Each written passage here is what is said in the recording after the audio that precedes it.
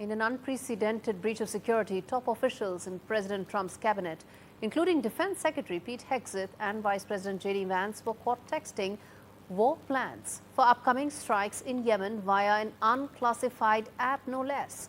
The sensitive details, reportedly shared in a Signal group chat, reached the editor-in-chief of The Atlantic, Jeffrey Goldberg, setting off alarm bells over operational security.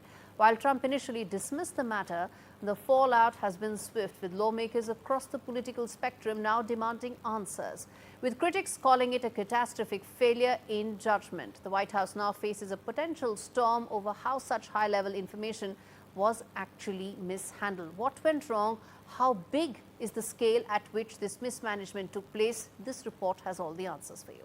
American military families who are seeing Elon Musk at the head. Some of the most powerful people on the planet have been stunned by a military intel breach. It has sent shockwaves across Washington and the rest of the world.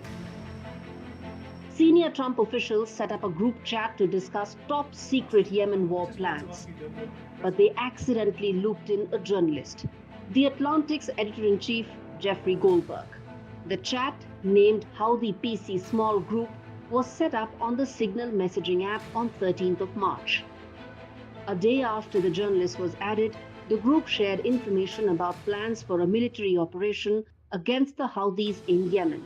US Vice President J.D. Vance, Defense Secretary Pete Hegseth, and National Security Advisor Mike Waltz seemingly appeared on the group. Trump was reportedly not a part of this chat group. Goldberg initially doubted the group text was real, but his doubts were cleared when Yemen was actually bombed, reportedly killing dozens. There were allegations that coordinating a national security-related action over Signal app may have violated several provisions of the Espionage Act. And the journalist has said that some of the information, had it been leaked, could have caused harm to American personnel. The Trump administration says the matter is under investigation, but Hegseth has attacked the journalist for writing about the leak. So this is the guy that peddles in garbage. This is what he does.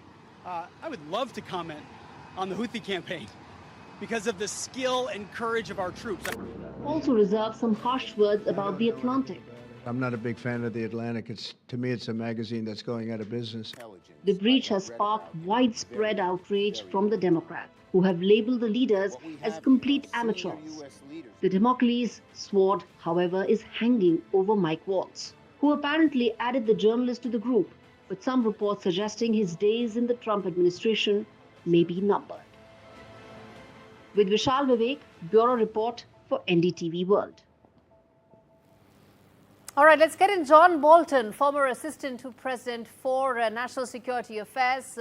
Just the right person to talk more about what happened, what went wrong, and more importantly, the message it sends in terms of the preparedness of American security establishment. Ambassador Bolton, thank you so much for speaking to me on India Global. Let me start by asking you, do you share my level of shock and amazement in terms of how exactly something like this can actually happen? Classified information being freely shared on regular messaging apps? Well, I can understand that there's no explanation that can justify what happened. People say Signal is encrypted. Well, that's interesting, and maybe it is to a certain extent. But the U.S. government over many years has spent an incredible amount of money to develop a completely secure communication system, and senior officials who deal in the national security space should always use that when dealing with classified information, whether it's by written communication, whether it's by telephone, whether it's over video conferencing facilities. There are ways to do this secure in every case, and to do anything else has no explanation. So not only is it stunning that this was set up to begin with, one question to ask is, in the 2 months of the Trump administration, is this the first time they've done this? One thinks probably not. And given the number of cabinet level and equivalent officials on this chat, maybe 9 or 10, every one of whom has enormous responsibilities to protect classified information, up to and including Vice President Vance. Yes. Not one of them during the life of this group ever said anything like, why are we doing this on Signal? Indeed. Also about the fact, before I come to the divisions within the group in terms of their thoughts about handling this entire issue, I want to quickly ask you about the fact that Democrats have said that this is very amateur-like handling of national security issues. What do you have to say to that, given the fact that America runs the most sophisticated intel apparatus in the world? Well, as I say, I just can't understand it. I'm not trying to portray myself as more virtuous than any of the people on that group. I'm just saying it's inconceivable to me that anybody would do this. I mean, I can't get past that point. Yes. Why else have all this classified capability if you don't use it?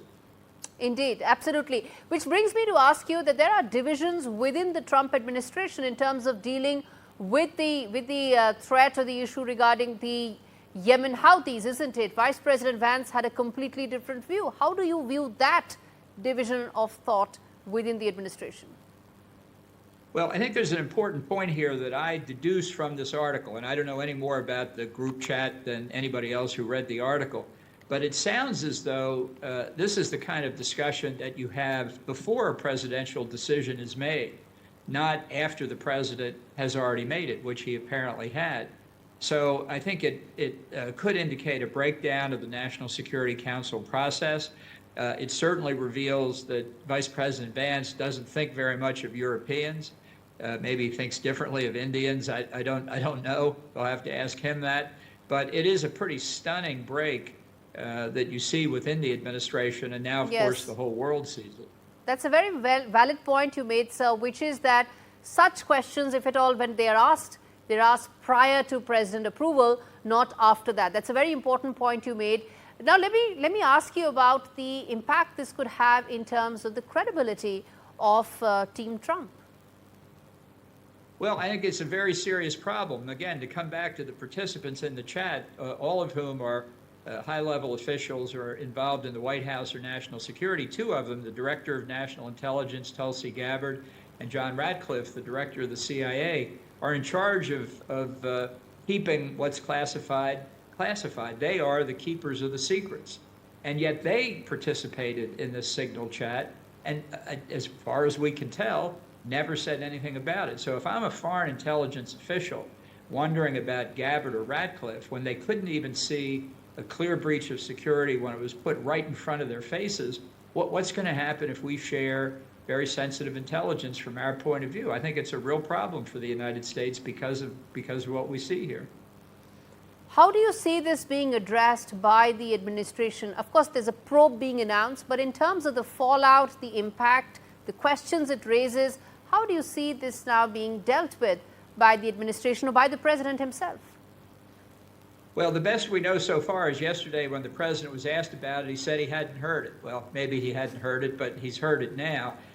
He does not seem to have said anything during the remainder of the night on Monday. So now we'll see on Tuesday what happens. There is testimony this afternoon, long scheduled testimony before the House Intelligence Committee by the heads of the key intelligence agencies. It's an annual event, the annual Global Threat Assessment.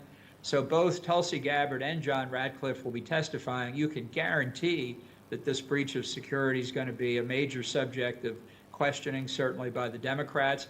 And I don't think it's going to go away today. So I think the only real risk that any of these people have is if Trump is suffering from it personally. Otherwise, I don't think there'll be much of an investigation, and I don't think any of them will be forced to resign. Now, if Trump starts to get burned by this, then we could see something very different. So far, as of morning Washington time on Tuesday, that hasn't happened yet. Okay. Again, a very relevant point you made, sir, that if it comes down to President Trump's credibility, probably then heads could roll, maybe more severe action could be taken. But in terms of the impact this has on national security, do you see that being compromised? Because you made a very valid point at the beginning of this interview, which is that this may not have been the first time something like this may have happened. Right. Well, I think everybody's going to say if the Americans can't figure out how to conduct discussions, and you need sensitive discussions in times considering military action, when they have the capability to do it. This was not some exigent circumstance where people were out of touch and had to rely on less than satisfactory communication. My guess is most of these people were sitting in their offices where they could have used a classified internet connection, and then there would have been no possibility that the editor of the Atlantic could have been added to the chain, since if you're not, if you don't have a security clearance and you don't have access to the machinery that allows you to do this, there's simply no possibility anybody else can get in.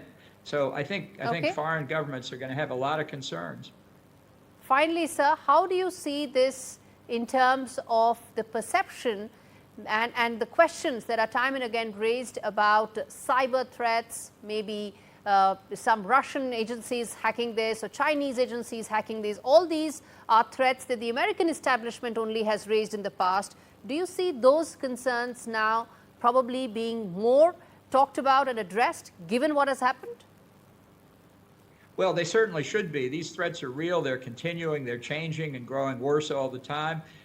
You know, we don't know what foreign intelligence services may have already penetrated signal or gained access to the equipment, whether it's their computers or their cell phones or whatever these officials were using. We just have no idea how bad the compromise might be. And that's one reason why I think there really does need to be a serious investigation.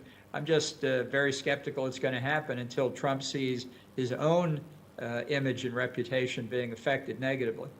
All right, Ambassador Bolton, we leave it there. Thank you so much for speaking to me on a story that has actually stunned the world, and many would say shaken how American establishment, the security establishment, has been working so far.